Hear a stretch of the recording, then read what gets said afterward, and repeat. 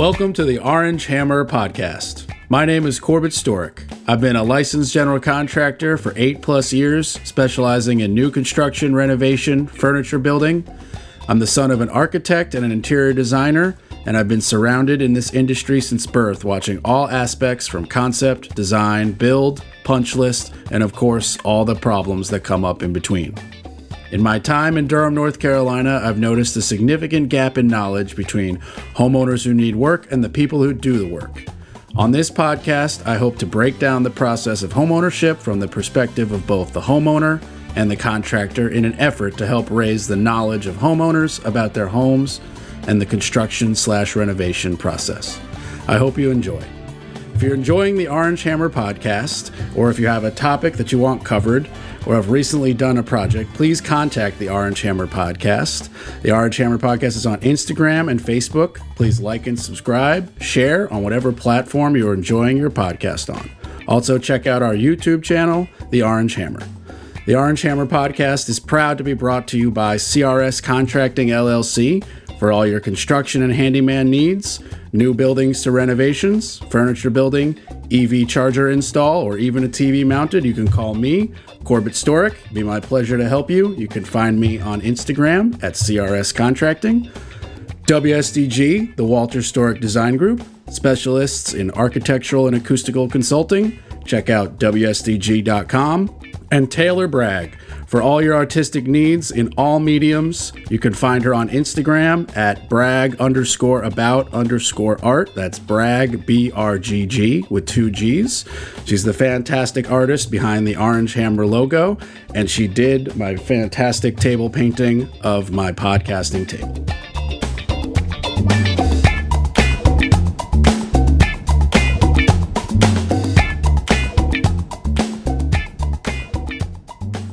Everybody, my guest today is Michael Byrd, and I have the fortunate pleasure of having a fellow podcaster on the air. Michael, how are you doing today? Doing good, man. What's going on? I really appreciate you coming on. I'm going to reach over and give you a cheers. Yeah, let's do it.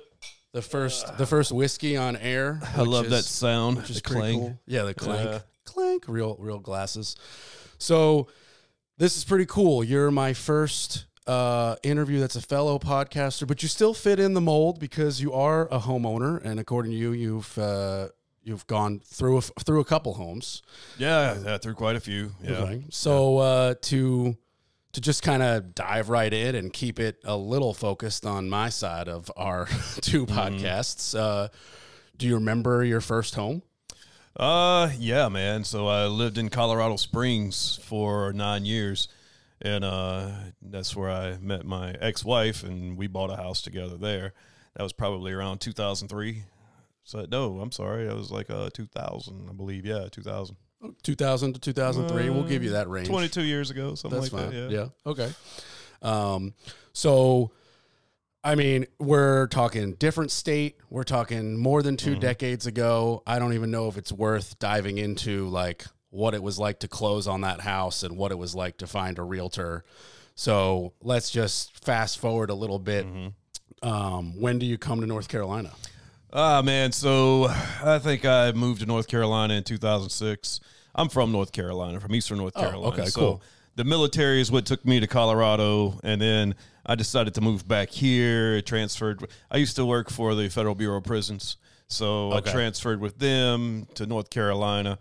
And, bought a home in Creedmoor, which is where I live now, which isn't too far from here. Yeah. Like 14, 15 miles. I've bought 3 homes in North Carolina, and the closing experience on all of them is pretty much a pain in the ass. You know, it's a lot of paperwork.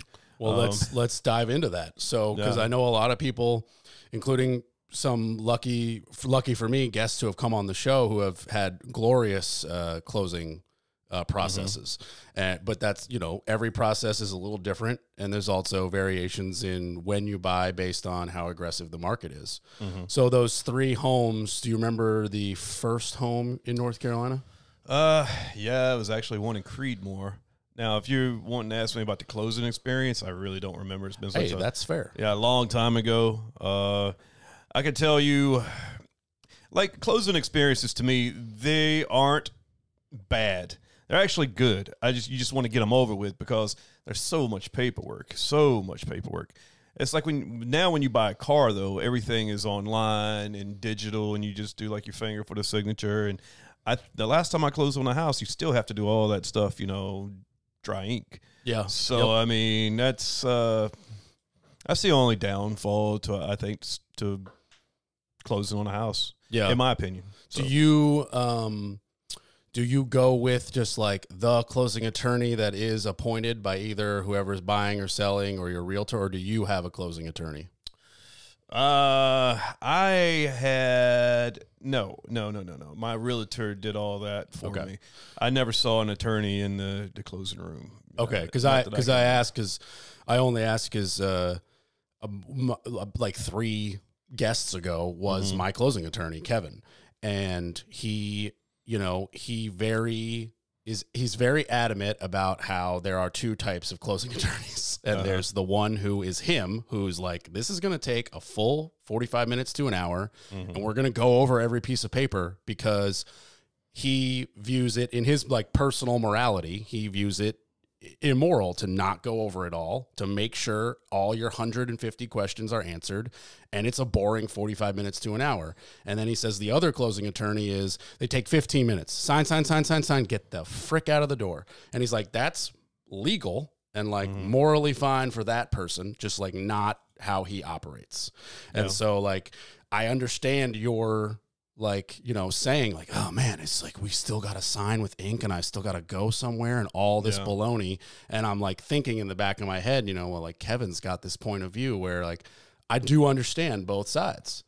Cause if you're a first time homeowner, which you're not, you sit here with quite a bit of experience, but if you're a first time homeowner, you have no idea what these papers say. And they're written in lawyer talk and Latin and realtor talk. And you might be so giddy and anxious to just be like, yeah, sign, give me the keys. And you might be signing something that you really wish you had asked questions about.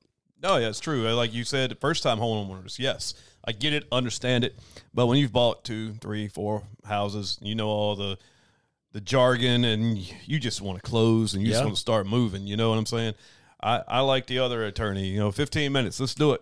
Yeah, we're in and out. If I screwed up on paperwork, if I signed something I should have read more about it, that's on me. Yeah. I mean, like I said, I can see both sides. Yeah.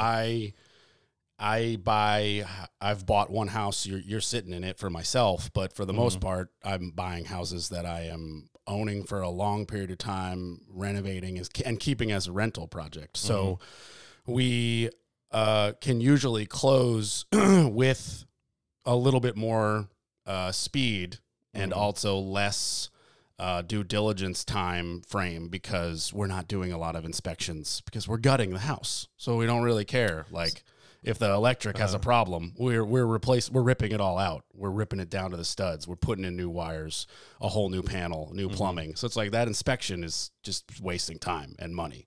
So it's slightly different perspective based on who's buying the home. So have you ever, all these homes are personal, like your personal residence, no like investment properties? No investment properties. They've all been my personal residence. Gotcha. I've sold them, then rebought, sold them. So you flip houses, basically. So I flip houses in the work that I do. We just don't sell them when they're ready. I hold them as rentals. So I have currently I have like 9 that are rented. We're building the 10th, like as we speak. The wires are being put in. Oh, okay. Yeah. That's solid business. Yeah. Yeah. I mean, it's we're buying homes and we're putting, if I'm just going to be honest, we're buying homes. We're putting too much money into them and they are now worth too much for the neighborhood they sit in. So we're going to collect rent for between 5 and 10 years as the neighborhood rises to the level that we want to sell that house at. And it's working. It's just, we're in the middle of that 5 to 10 year growth, and you're in Creedmoor, but if you were in Durham, you'd probably see that growth literally at one street at a time. I'm watching it happen. I'm sure the same thing's happening in Creedmoor and all over the triangle, but the real estate market here is explosive, Well, You talk about realtors. I know so many, man. I know so many realtors. And I run a social group on Facebook, which is like several. It's called ATB, All the Best. That's what it stands for. It used to stand for Anti-Tinder Bumble back in the day. But I've rebranded it because it got popular, and we're like around 4,000 members in one group. And we probably have, 10,000 members in all the groups together. And I've met a lot of realtors through that. And they all are telling me like the same thing right now, that the market is going down. So I missed my chance to sell my house for maximum profit, and then I'll probably have to wait another 2 years before I can get, because my VA appraised my home almost 2 months ago for $350,000. Let's dive into your most current home, because it's probably fresher on the brain. So when did you buy that home? So that was bought it for $186,000 in 2017. Okay, so even if you're not going to get, as you dubbed, max profit, you've still more than double. Yeah, and I've already refinanced and gotten some, some money back from that. Gotcha. So, so I refinanced it for what did I refinance? I think it was like 280. So I had already made $100,000 in profit. Gotcha. 2017 to 2020. And that was to adjust you just wanted to adjust your mortgage?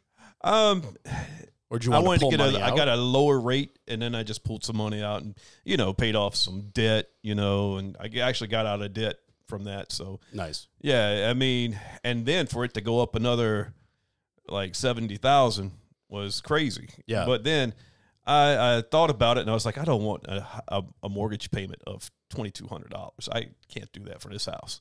That's a lot for any house. I don't care who you are. I mean, mine's like $850. So and I just refinanced, so I'm like $850 a month. Yeah. Well, so wow. I was extremely lucky when I bought this house. I got a 10/30 rather standard product at 3.5%, and then it's probably a year ago. Maybe I'm fuzzy on exactly how long ago, but it's relatively recent where I went to refinance, and I either got the same percent or I got 3.25. But I'm now in a 15-year product, and I went from a $640 a month payment to an $850 a month payment, and I have the auto pay set on $900. So I'm gonna run out that 15-year clock probably 3 to 4 years early, maybe 2 to 3 years early. So you start doing some math, and I'll be 43, and this house will just be paid off. Not to mention it has doubled in value, and we're talking not with a real appraisal. I've done work on this house. Like it's doubled just by watching the local numbers. And I'm like, if I brought somebody in here to look at the granite and look at the deck and I fenced the yard, and the list goes on and on. I've redone both bathrooms, and now there's solar panels and a tankless water heater and yada, yada. So you start factoring that in. I mean, of course, though, where would I go? Like, I'd have to spend every cent that I made to buy a smaller, crappier house, most likely, because that's, it's like fake profit. It's real profit, but it's fake profit. And I mean, well, then you got to go buy a house that is also marked up for inflation. That's, unless you're going to build a house. Yeah. Yeah, that's the same situation I'm in. I can't afford to move out of my house. All the profit, like you said, I'll end up dumping into something that's going to be crappier with a higher mortgage. Right. So or smaller, or the exact same thing. And then it's like, well, what did you really do? You just paid $5,000 in moving expenses and wasted closing costs. And, especially if you're not trying to relocate out of state or so. It's different if you're like, I got to move to Louisiana or whatever. But everybody's like, why don't you move to Clayton, Byrd? I'm like, I'd love to move to Clayton. Because I drive 45 minutes to an hour for everything. There's nothing to do in Creedmoor. Like all my friends. What's in Clayton? I've got to ask. I don't know. I know a lot more people think Clayton's actually going up, man. Oh, okay. It's boomtown, man. For the record, I'm not shitting on Clayton at all. I don't know anybody there, and nobody's ever been like, hey man, this band's coming to Clayton, let's go. That's never happened. Yeah, well, like local guys, local bands, maybe, but yeah. Well, now I know you, so you got to text me when the Clayton. Oh yeah. Well, I just spent like 2 weekends in Clayton, past 2 weeks. So I mean, I got a lot of friends that live in Clayton, and they invited me out, and they got a couple of good places. They got the Cardinal, they got the Revival. Was that where you did like Halloween? Yeah, that's where I was at for Halloween. They got a great the revival. They got this bourbon bar. It's so many freaking flavors of bourbon, and they make a really good old fashioned. Okay, I don't know if you like old fashions or not. But I mean, I like a little whiskey on the rocks, but I would be anything but a connoisseur. So I mean, I'll have an old fashioned, sure, but like I don't know what I'm drinking. It's like my girlfriend with wine. She's like, I want red or I want white, and they'll be like, do you want this? She's like, I just want red or white. Like I'm like, I love that you don't really care, because like I don't really care. Like, you don't take the glass and sit there and swirl it around and smell it. No, like, I mean I give it a sniff and they all smell awful to me, but they taste good. So I don't know how that even correlates, because smell and taste are usually correlated, so I don't know how my brain goes, this smells bad, and then I drink it and I'm like, man, that's so good. How's that? It's kind of like cigarette smoke. I don't like cigarettes, but I don't know, I like the way it smells.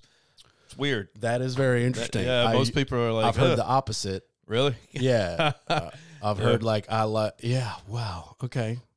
Well, I don't know. I'm just a weird dude. So. I'm a weird dude. Weird dudes are more fun. I used to smoke cigarettes, but I can't do that anymore. It really, if I go on like a 4 or 5, bender of bumming smokes from my like subcontractors, on day 5 I'll be sick for a week. It's like my body's like, dude, we quit this. We stopped this. We stopped after college. Don't go back. The next day you can't breathe. Your throat's all like clumped up, and it's disgusting, man. I freaking hate cigarettes. But I made the mistake of having too many. I was just in Mexico City, and I'm with some people who are big smokers. I was like, let me bum one, whatever. And of course it's also 6,000 feet up in Mexico City, and it's like very smoggy compared to the open rural of North Carolina. So I'm just like on the triple threat of just like not being able to breathe. It's I went to Mexico City a while back, and I went to Hooters. Went to Hooters. I walked by the Hooters. We did not go in. We kept it authentic with a lot of pastor tacos. Really? I'll be honest though, I don't have negative.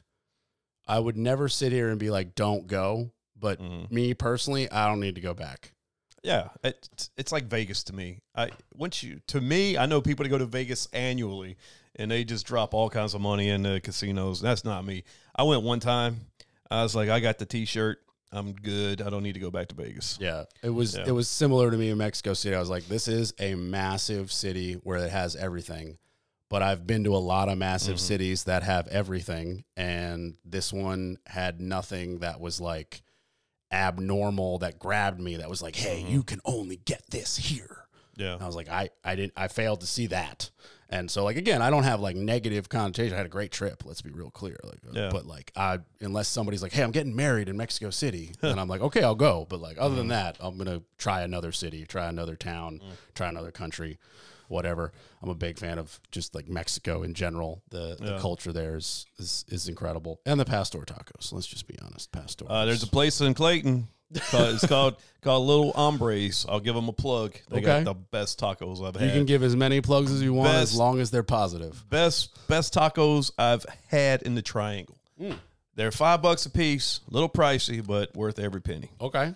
I spent $15 on tacos and walked out a proud man, happy man. It was great. I think we spent $15 on tacos for 5 people every meal in Mexico City, but that's just because the exchange rate was in our favor of 20 pesos to a dollar. Have you been to El Superior in Durham? I have not. Okay. I have not. So I got to go with you to Clayton, and you got to come with me to Durham, and then we got to compare these taco places. El Superior. El Superior. It's like catty corner from El Superior, like shopping market. It's like a very small Hispanic grocery store. But then right at catty corner, like I said, there's El Superior, and it's just, tacos. Pre-COVID, they had the help yourself salsa bar. All the 15 different flavors of horchata, and it's just like it's perfect. They barely speak English, which is good for me because I know enough Spanish to eat. But it just it's that perfect authentic like $1.50 taco. Now it's like $2 because everything went up, but it's still only $2. $1.50. Yeah, I wish Little Hombre would lower their prices a little bit, but it's a brand new spot. They got to get their following. And if Clayton was closer, because, I mean, okay, you might crucify me for this, but Chipotle is like my favorite place. I'm not going to crucify you. I'm just, it's Americanized. It's like Tex-Mex stuff, but you just got uncrucified by simply admitting that it is Americanized Tex-Mex. It can be delicious and Americanized Tex-Mex at the same time. It is so delicious. I got no problem with Chipotle. I eat Chipotle about 4 times a week. Yeah. Now, if you said Moe's, we just cut the podcast and I'd forget I know you. Moe's is... you know what? I'm going to trash Moe's. I'm sorry. But Moe's food is so bland. It has no spice, no salt. It's like they don't know what salt is. I just don't like it. I can't give. I just don't understand. It's Chipotle. It's Qdoba. Then I don't even want to put Moe's on the chart. No. I'd rather go to a food truck, local food truck, get a local taco. That's true. Yeah, all day. Some of the best ones you find at construction sites. Absolutely. You go up there and get some good tacos, burritos. But, cursed Mexican food. God, man, I'd be so much smaller if it wasn't for Mexican food. Yeah, chips and guac will get you. Okay, coming back full circle. All right. Back to the house. Okay. Okay, so this house that you're in now, you're trying to get max profit. You said you missed it by, 2 years? Yeah, they're telling me I should have sold maybe about 3 months ago. Okay. Yeah. So is that simply because that was the max point, or were you thinking about selling? I was thinking about selling. Why the thought of selling? I was trying to move. I was trying to get out of Creedmoor. So but since then, with doing some research and crunching numbers and stuff like that, I just decided, man, it's not in my advantage to sell right now. It's just too much will be spent on moving. Then all my profit from my equity would be spent on probably, you don't have to compete like you did during COVID and during the summer. When you were putting up these ridiculous people offering $100,000 over market value and like due diligence of $10,000 and stuff like that. It's not like that anymore. Yeah. So it might not have cost that bad or cost too much out of my equity, but just not worth it right now for me. As a single man anyway. I mean, if I had somebody to share a mortgage with, then maybe. But, yeah.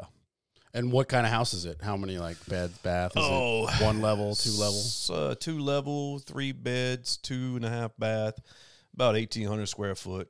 Have you done any work to it since you bought it? During COVID, man, I did so much stuff to it. So let's dive into that. Did you do work yourself, or did you have to hire some people? Oh, I did it all myself. Okay, that's very cool. So let's jump in. What did you do yourself? Oh, so I tore down the deck and added a 2-level deck.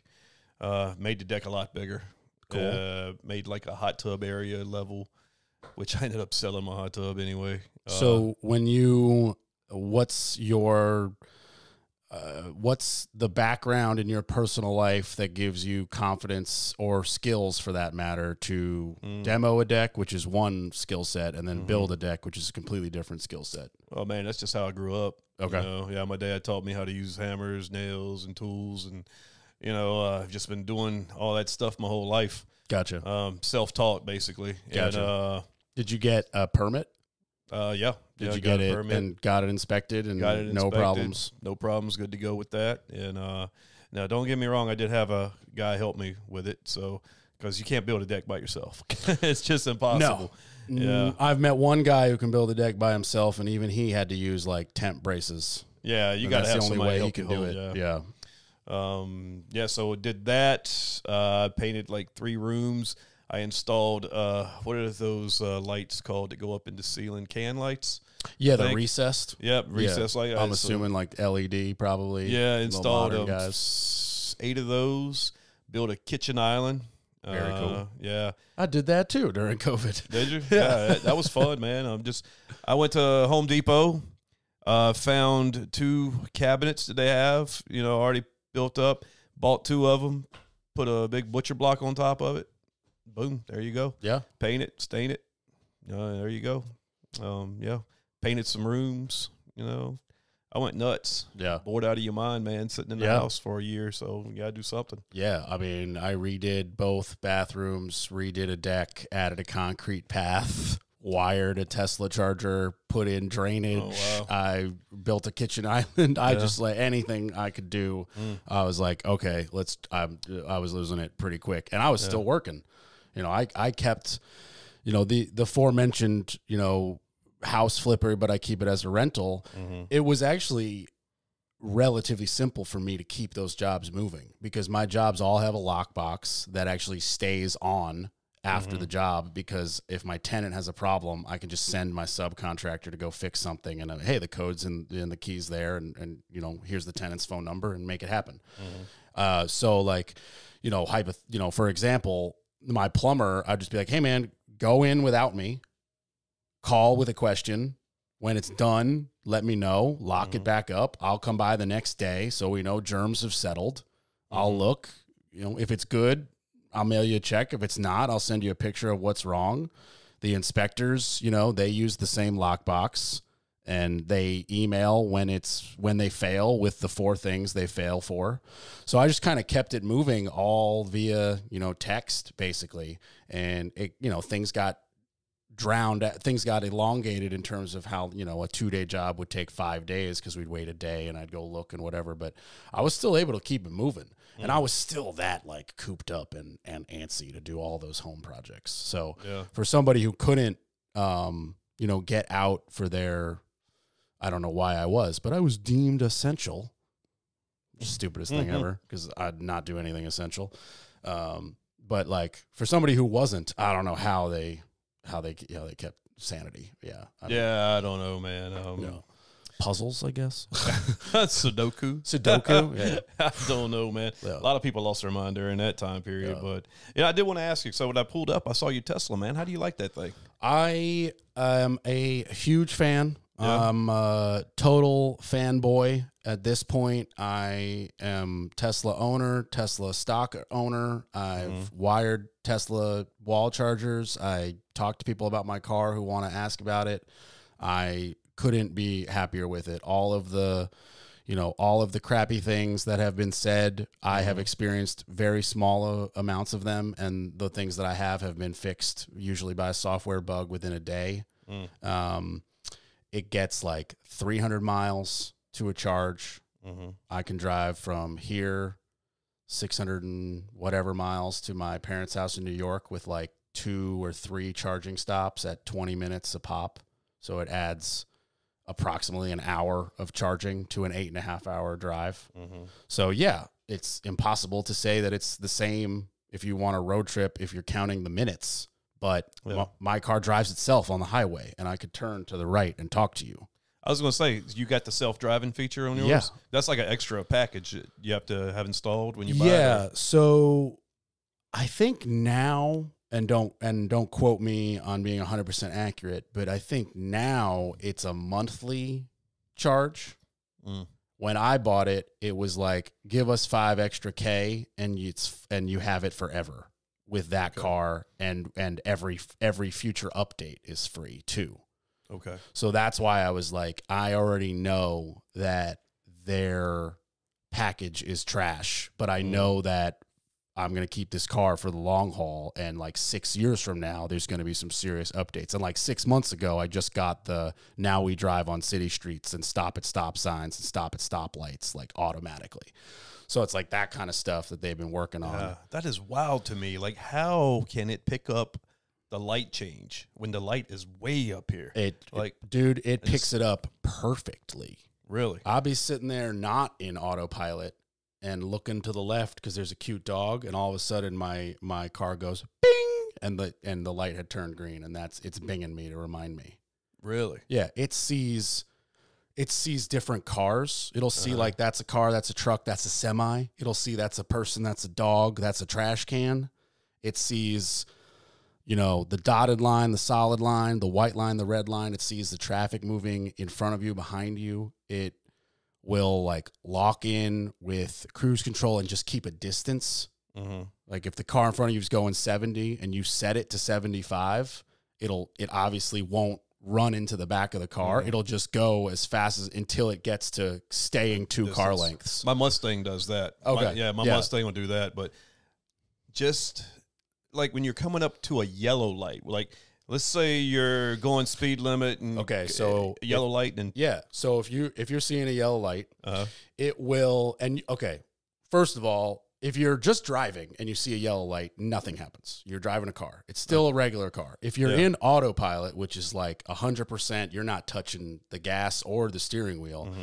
You'll see it on the screen. Like it sees, you see the yellow light hanging. The screen shows the yellow light, and then a message will pop up, stopping at traffic signal in X amount of feet, and it'll count down. And as it gets to, I don't know, 150 feet, you'll feel it start to slow down. But if you just, hit the gear stalk to acknowledge it's green or just hit the gas, it will go. It will go. It will go. Okay. So those kind of things are still like being worked out. But I'm telling you, when you're talking highway specific, you don't drive anymore. I don't drive anymore. You feel 100% safe? I feel safer. And I'm not just this. That's not the Tesla fanboy. That's a fact. I feel safer in that car because I've had it stop when I'm not paying attention. I've had it swerve. It has 17 sensors. I only have 2 eyeballs.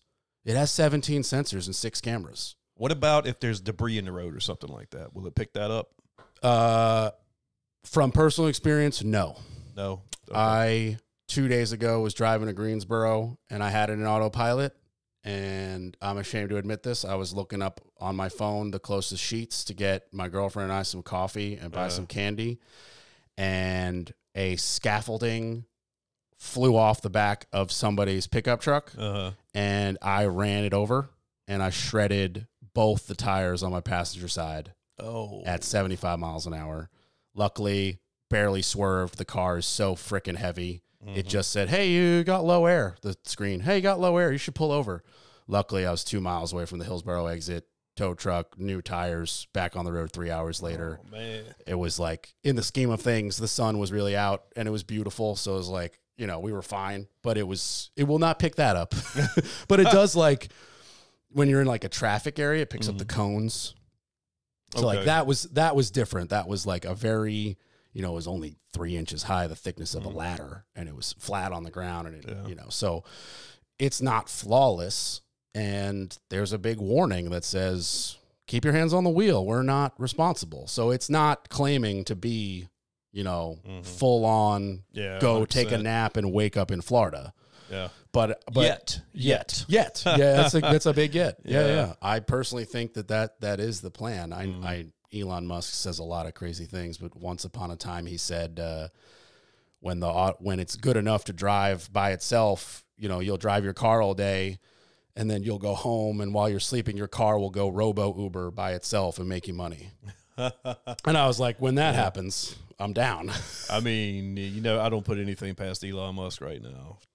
I think it would be less intelligent to doubt him, even though he's crazy. Yeah. That crazy's made him billions of dollars. And SpaceX and Tesla and some crazy's good, I guess. Yeah. I mean, there's just a way that man's mind works. Apparently, he's a nightmare to work for. But, there's a way that man's mind works where he just goes, you and I look at point A to point B and go, that'll take 8 months. Yeah. And he just looks at point A to point B and he goes, how do I do it in 1 day? Instead of it'll take 8 months, you just go, well, how do we do it in 1 day? And then he starts working that way. And it's just a different way of looking at problems. And I don't have the ability to alter my mindset. I mean, he's not a real smart. I mean, he's a smart dude, but then he makes like dumb mistakes like dating Amber Heard. So I mean, or smoking weed on Joe Rogan. And apparently that was like, he set SpaceX back millions of dollars by smoking one hit. Yeah, he went on a different podcast where he was like, now everyone at SpaceX has to get random drug tested because of that. They think I'm a drug addict because of that. And like, shares went down, and he started listing all these things that I can't remember. And I was like, really? One hit? That was the ramifications of one hit. That's just haters trying to hate on Elon Musk, though. That's all that is, man. Like, it's pot.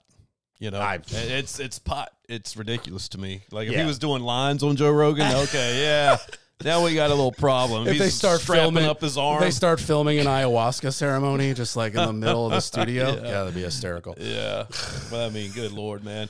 How many people go on Joe Rogan and smoke pot? Like every guest. This podcast does not have an opinion on that. We're gonna just let that one. We're gonna let that one go. That's a different. Yeah. There's Corbett's opinion. There's your opinion, and then there's the podcast's opinion. And we like to be sober while we're building homes because we don't like to get hurt and we like to do things by the book. Yeah. But it's very silly that happened to his company based on that. And I mean, look, it didn't, in the scheme of things, like look where SpaceX is right now, still he's really killing it. Yeah, he's hurting for money too. I mean, really.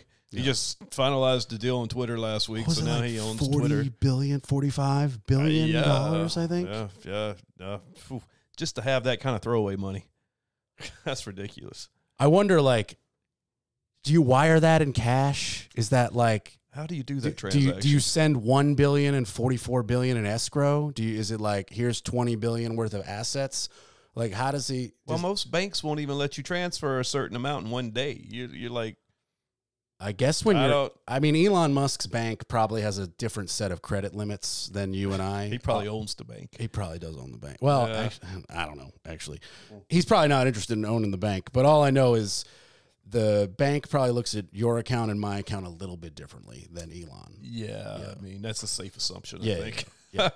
But seriously, I still actually wonder, like, the physicality of that. Like, did somebody get 45? Did somebody wake up one day and their bank account was like, you have $6 billion, now you have $47 billion?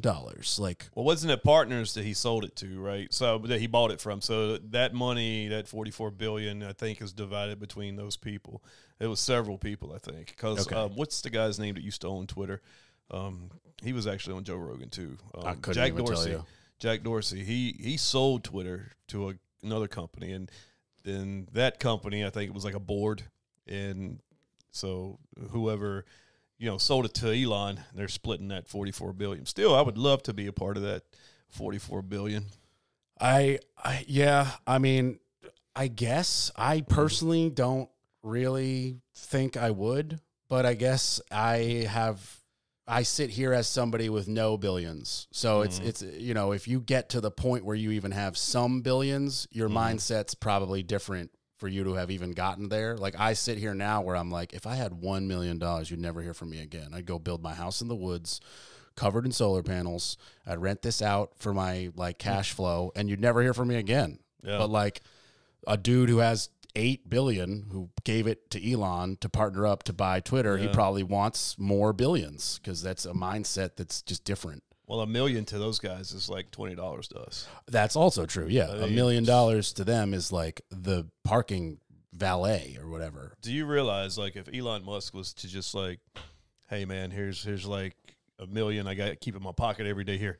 You could open you up a professional freaking podcasting studio and build you another house. And, it's just ridiculous, the different lifestyles that those people have and then what we have. Yeah. So, I mean, he amasses wealth for a different reason. He's trying to literally start a Martian colony. That's going to require a different level of wealth than my measly little 3-bedroom house I'm trying to build. Yeah. I mean, different goals, man. Different goals, yeah. Different levels, different goals. I mean, this man's also trying to single-handedly bring the population of the United States up. This is true. Isn't he like donating his sperm or something to impregnate women? I did hear that he was doing that with like Tesla employees, and there was like there was an HR issue because they were like, well, he's your superior, you guys can't have a relationship, and they both were like, I want his cum. I'm not in a relationship. We're not romantic. I'm procreating. He did it in a cup, and then the cup and the thing, and it was not like, they didn't like have sex. Yeah. And they were like, this is not, and HR was like, well, this is unprecedented, but not against the rules technically. It's consensual, even though it's not physical contact. You got to let it go. I mean, it affects me 0%, so I'm like just enjoying reading about it on Facebook. Well, it kind of sounds to be like that show I saw on Netflix about that doctor in that small town. I don't remember the name of it, but he was, I all these people would come to him. He was like a pregnancy specialist. They would come to him because they couldn't get pregnant. Either something was wrong with the man most of the time. So he was giving his sperm to all these women in the town, and he fathered like over 50 babies. And it got crazy because everybody was like, "Oh, who's your dad?" Oh, this is a true story. True story. It's a documentary on Netflix. I wish I knew the title of it, but I watched it and I was in awe. Like, this guy fathered so many kids, and he's got like sisters, like all these daughters he has that are stepsisters with other people, and brothers, and all in this one town. So he's just single-handedly bringing back incest. Just. Pretty much. Yeah, and that was one of the things. They found out that cousins were marrying cousins. And well, because you would have no idea. Yeah, you wouldn't know. You wouldn't know. And they found it all out, through some research. Through like 21andMe or whatever it's Ancestry. Yeah, one of the daughters got digging in to see who her real father was and traced it back to the doctor. And then that opened Pandora's box. Oh, my God. That is disgusting, for lack of a better word. Yeah, and it's all through artificial insemination, so he didn't even get to enjoy sex. I mean, I want to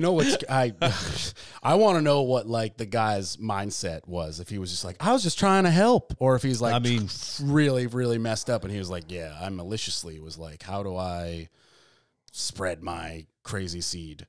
Well, I think he had it set up where it was like a catalog, and they would put out their ideal donor, what they wanted, and he was pretending like he was going to get that type of sperm, but all the time he was jacking off in a cup, dumping it in. What? That's yet another new fetish. That's a new one. What the oh yeah. I can only get aroused if I know I'm jacking off in a cup for artificial insemination. Yeah. I think it was a money thing for him, though. I mean, I think he got certain amount of money for every woman he got pregnant. Yeah, because I have no frame of reference, but isn't that really expensive? Isn't that like 15, 20 grand or something like that for IVF is what it's called? I'd be ignorant if I gave you a number. I have no idea. Fair enough. Yeah. It's got to be a few thousand, though. Yeah. It's definitely not cheap, or it would just be like regularly common, regularly more common, I should say, if it was like readily available and super cheap. Mm-hmm. Yeah. Yeah. Oh, man. That is dark, though. Yeah, there's crazy stuff out there, man. I tell you. I was going to ask you, though, the Orange Hammer podcast. So your podcast, it's based around mostly construction and homes and stuff? Or yeah, so the podcast was born out of going to the same family's home. I believe it was 4. I'm wrong. It was 5 times, and I still have yet to be hired by them. No, that's not true. I put up a basketball hoop for them. That took 2 seconds. But I've gone to these people's homes a lot of times, and I'm not going to shout them out because it's going to sound negative, because they're good people, and I actually have no ill will against them, because they birthed this podcast, if you boil it down. But basically, the long and short of it is, they kept calling me to go to their house to look at something and be like, well, we saw this, on Pinterest or the internet, and we want to do this, and we think it should cost this much. And, hypothetically, one of them was they wanted to just pull out their existing bathtub and push in a new one. And they were like, well, we found a tub for $400. How much does your plumber cost? And I was like, well, the plumber probably needs $200 to $700 based on what the existing plumbing looks like and the new tub looks, because they never line up exactly right. And they were like, oh, okay, so this should cost us $1,000, the tub and the ball. And I was like, no, this should cost you $5,000. And they lost their heads, why? And I was like, well, your tub is attached to a wall, and it's got a lot of tile over the top of a lip, and there's waterproofer, and all that has to be ripped off, all the hardy plank or the cement board, and then it's all got to be put back once the new tub goes in, and inspections and permits and all this. And they were like, no, we don't want to do all that. We just want to pull the tub out and put a new tub in. And I was like, it's not possible. I was like, you don't understand how your house is built. Or I was like, do you not understand how your house is built? And they just had no idea what I was talking about. I was speaking German. And to me, the first time it was frustration. The second time and third time was even frustration. And the fourth time I was like, you guys just simply don't know. Like, you are living in the biggest expense of your life. Someone's home is usually the biggest thing they're going to buy in their life. Money-wise, mental, cloudiness-wise, whatever. It takes up a lot of energy, physically, mentally, money-wise. And I was like, you don't know anything about your home. And the you is like everybody, not just these people, but specifically these people helped me realize it. And it just, another bid after another bid after another bid, I was like, nobody knows how their house is built. Nobody knows the parts. Nobody cares about anything they can't see. They only care about the crown molding, the baseboard, the floors, which for you and for listeners have nothing to do with your home. They don't help your home in any way. Your floors are there. It's aesthetic. It is like nail polish. It does nothing. But what you put in your body makes your nails look nice. That's really what's going on. And in your home, are the wires done correctly? Is the waterproofer done 6 layers on the tub, or the shower? More importantly, how's the crawl space, the humidity, the vapor barrier? I'm saying words people don't even know are in their house. Hopefully listeners this is not their first podcast, so they've been learning. But that's how the podcast got born. I was like, nobody knows anything about their home. It's the biggest investment of their freaking life. And they have no idea, like, that how long a water heater should last. Do you? How long should a water heater last? I'm going to say 12 to 15 years. 10 years. 10 years. Yeah. I think mine's going out, actually. 10 years. Yeah. At 10 years and 1 day, you are, according to the industry, you're on what I call borrowed time, and the product is paid for itself. Now, after 10 years, let's be real clear. 10 years and a day, don't go replace it. You wait till it breaks. Yeah. But depending on your climate and how many people are in your house, I was just in Mexico, and the water heater broke at the B&B. And he was like, they go every 3 years. I was like, 3 years? He's like, well, we're 40 minutes from the ocean, salt, humidity, the water's different, this, that, and the third. And I was like, oh, okay. He's like, we just buy the shittiest one. Yeah. They go out every 3 years. It just is what it is. And I was like, well, here it's 3 years. In North Carolina, it's 10 years. Yeah. But that doesn't, there of course are other factors, how often are you, let's dive into water heaters specifically just because it got brought up. But like, are we talking, the big tank electric? Most homeowners have that because they're cheaper. And I can tell you right now, I don't know one homeowner who drains it every year. I'm going to tell you something right now, and I'm ashamed of it to admit it, but I don't even know where my hot water heater is. I have no clue. But see, you're making my point though. Yeah. Like, not only do you not know where it is, I guarantee you've never hooked up a hose to the bottom of it and drained it once a year to get all the sediment out. Yeah. So your hot water heater is going to last less time. And when it does break, you're going to drain the water out, and it's going to have 15 to 20 extra pounds of sediment in the bottom, and it's going to be really annoying to get it out of your house. Well, it's already messing up because some mornings I've got warm water. Some mornings I've got hot water. I don't understand why it's doing that. I don't know. Is there like a heating unit inside the hot water heater that could be going bad, or there could be a heating element that's going bad. There could be a fault in the electricity, and it's only getting, but also I don't know if do you have gas or do you have electric? No, electric. Electric. Yeah. It's probably just on its way out. Yeah. You know what? Now it's probably in your attic. It's in the attic, you probably. think? Probably. Huh. Do you have a crawl space? I do have a crawl space. Is it tall enough for a hot water heater? No, because hot water heater is like 4 foot. They make specialty like pancake ones that are a little shorter, but if you have a big attic, it's probably in the attic. Yeah, I think it must be in the attic. Which should be freaking illegal. Nothing makes me more angry than a crawl space in the attic. Why in the world would they put the hot water heater in the attic anyway? That's just so.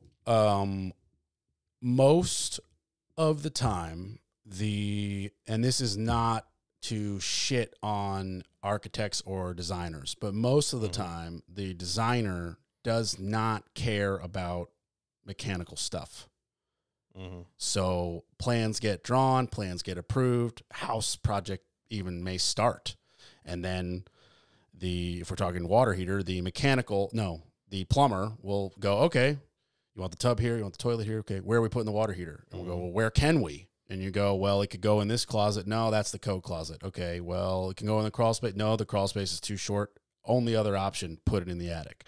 Now, here's where I lose my mind, because most homes with an attic access, you have that like pull down ladder, big string, big hinge, folding rickety ladder that you feel like is going to break, but somehow they don't break. Yeah. I don't get that either. And so that opening is framed and has brackets in the corners before sheetrock goes up. And then that ladder, kind of like buying a window, there's the part of the window that goes up and down, and then there's the frame on the outside of the window. So it's the same with that ladder. You buy that kind of whole thing in a box from Home Depot, the frame, the ladder, everything. You just pop it in, paint it.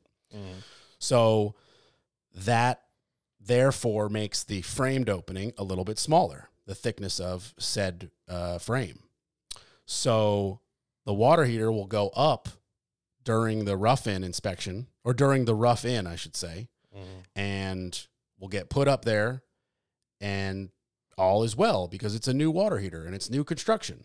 And then inspections happen, everybody's happy, we sheetrock, we put up that ladder. Now, here's where I lose my mind. That water heater is too big to fit through the ladder opening once the frame of the ladder is in place. Well, that's not good architectural work. Yeah. So in 6 to 12 years, when that water heater breaks, one, you have to take the entire ladder out and its frame to get the water heater out and get the new water heater in. And then you got to put the ladder back up. You got to retrim it, recaulk the nails, and repaint it. And guess what? Nobody who's going to do that job is going to eat that cost. That means you as a homeowner, your hot water heater replacement project just got $600 more expensive. And that's good to know. And that's just pure like luck of the draw. If it was sitting in a garage in the corner, we turn it off, we disconnect, we'd pull it, we'd put the new one in, and we walk away. Done. But you don't want the ladder not put back up. I mean, it's just like it has to be done. It's not like, what are you going to do? So that's just like another added thing. And then the other main reason why a water heater in the attic is just the biggest problem for me. Water heaters, they sit on this tiny little metal circular pan for leaks. That's drip leaks. If you have a burst leak, it's overflowing that pan and it's completely ruining your ceiling, your sheetrock. And if you don't catch it in time, the floor below it. Whereas if it's in the crawl space, you might have some water in your freaking crawl space. That's the worst. That's the worst. Yeah. Whereas if you got a leak in your attic and you go away for a weekend, burst pipe on a water heater, that could really mess up your day.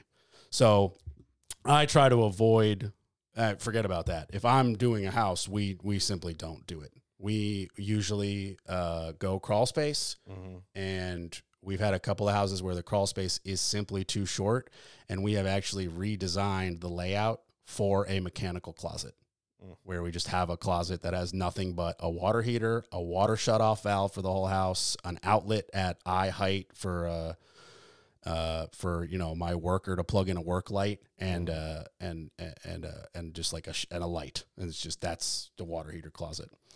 But we're niche, we're designing homes. We're designing homes for resale with the ease of renting at the same time, which is, I don't want to say like unheard of. We're not like the first to ever do this, but it's definitely a unique way of designing homes. And I'm also very fortunate that I am in constant contact with all of my tenants. Some of them have even become friends who like they live in my house for 6 months. And they're like, hey, by the way, this really worked. Oh, by the way, that closet sucks. Don't do that again. Terrible size, terrible location.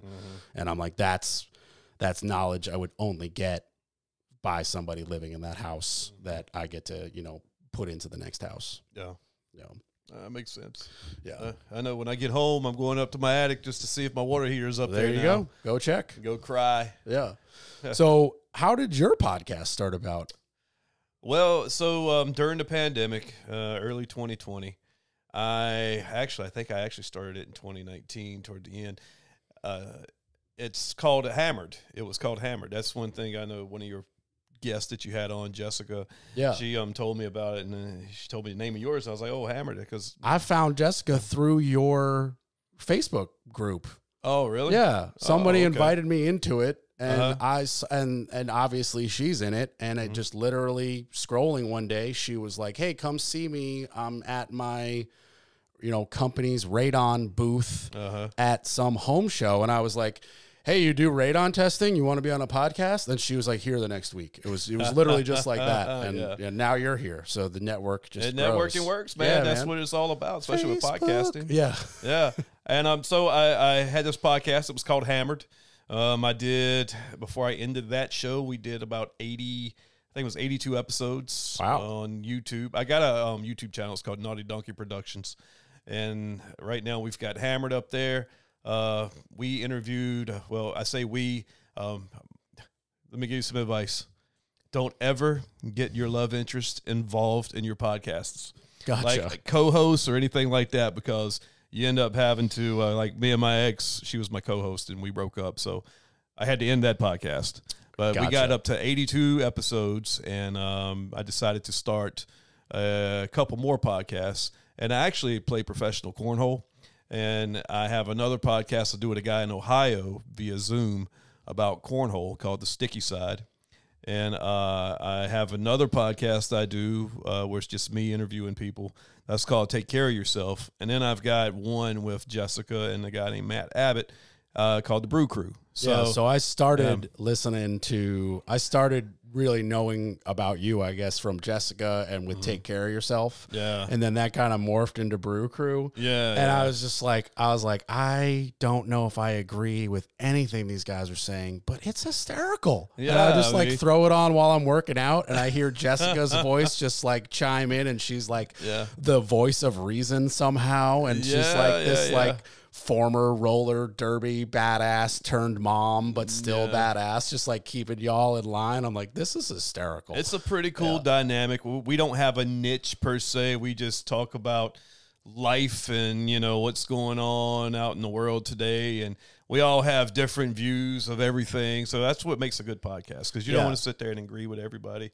You know, it's, you know, I don't say you don't want conflict, but, you know. No, if you sat and interviewed yourself, it'd be very boring. It would be completely boring. You want somebody at least to have a view where you can go, well, I want to know how you got to that view. Yeah. You know, we disagree, but we're civil enough to go, well, why?